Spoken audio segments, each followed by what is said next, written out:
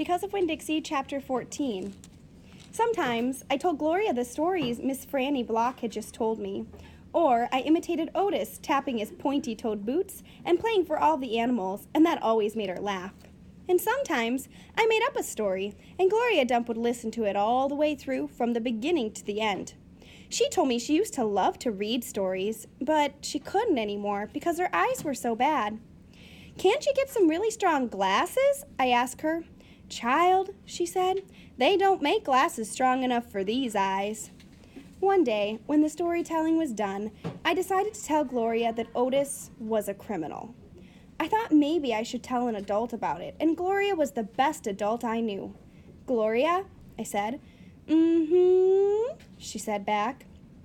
"You know Otis?" "I don't know him, but I know what you tell me about him." "Well, he's a criminal. He's been in jail. Do you think I should be afraid of him?" "For what?" "I don't know." "For doing bad things, I guess. For being in jail." "Child," said Gloria, "let me show you something." She got up out of her chair real slow and took hold of my arm. "Let's the two of us walk the way to the back of this yard." "Okay," I said.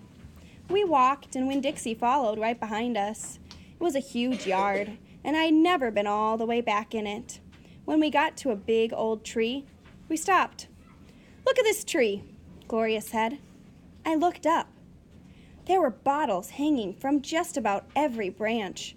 There were whiskey bottles and beer bottles and wine bottles, all tied on with strings. And some of them were clanking against each other and making a spooky kind of noise. Me and Winn Dixie stood and stared at the tree, and the hair on top of his head rose up a little bit, and he growled deep in his throat. Gloria Dump pointed her cane at the tree. "What do you think about this tree?"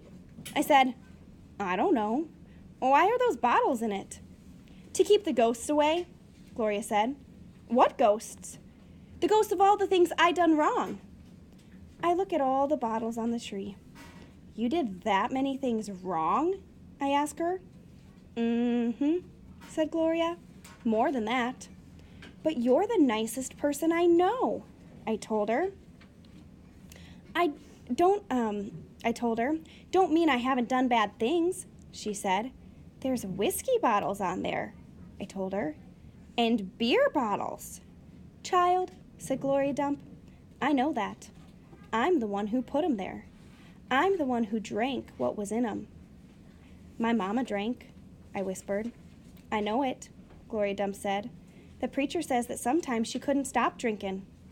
"Mm-hmm," said Gloria again. "That's the way it is for some folks.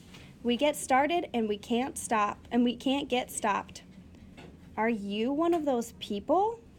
"Yes, ma'am, I am. But these days, I don't drink nothing stronger than coffee."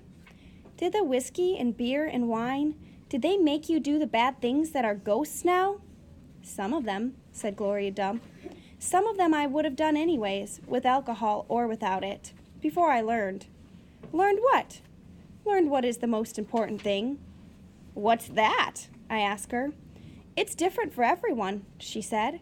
"You find out on your own. But in the meantime, you got to remember, you can't always judge people by the things they done. You got to judge them by what they are doing now. You judge Otis by the pretty music he plays and how kind he is to them animals, because that's all you know about him right now, all right?" "Yes, ma'am," I said. "And then Dewberry boys, you try not to judge them too harsh either, all right?" "All right," I said.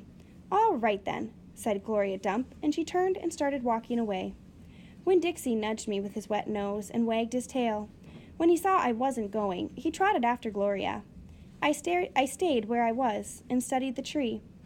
I wondered if my mama, wherever she was, had a tree full of bottles. And I wondered if I was a ghost to her, the same way she sometimes seemed like a ghost to me.